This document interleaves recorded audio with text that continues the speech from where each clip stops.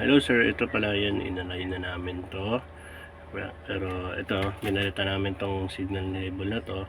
Pero ang problem, isa sa mga problem ninyo sir is meron kong tawagin na hook para dito. Yan, meron siyang 4 na butas na goma dyan sa loob. Kaso ang problema, basag dito sa side. Kung makikita natin, ayan, basag siya.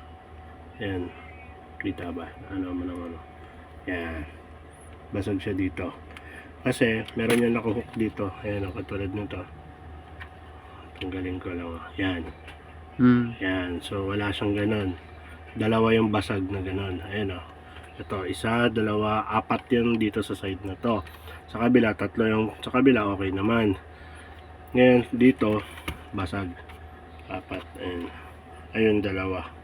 Ayan o. Basag yung clip. Wala na. Nandun pa yung isa. Ayan o. Wala nang hook dito. May butas yan dyan. Ayan. So, pero kabila okay naman.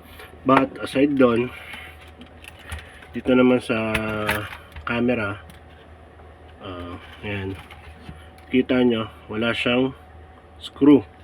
Pero yung kabila, meron. Ayan, kasi, yung pinaka pinagkakapitan nito sir is, basag na. Ayan o, nakatanggal na. Ayan o. Ayan, so, ito yung screw niyan. So gagawin na lang namin, kung gusto nyo, ididikit na lang namin to, itong mga basag na to dito. Ikakapit namin dito sa rubber using Mighty Bond and also this one, para lang hindi matanggal if ever na magpalipad kayo.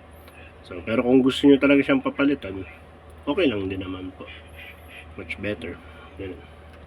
Pero kung ayaw nyo, pwede naman natin i-repair lang naman din po, para lang hindi na madagdagan yung ano nyo, yung cost ng unit.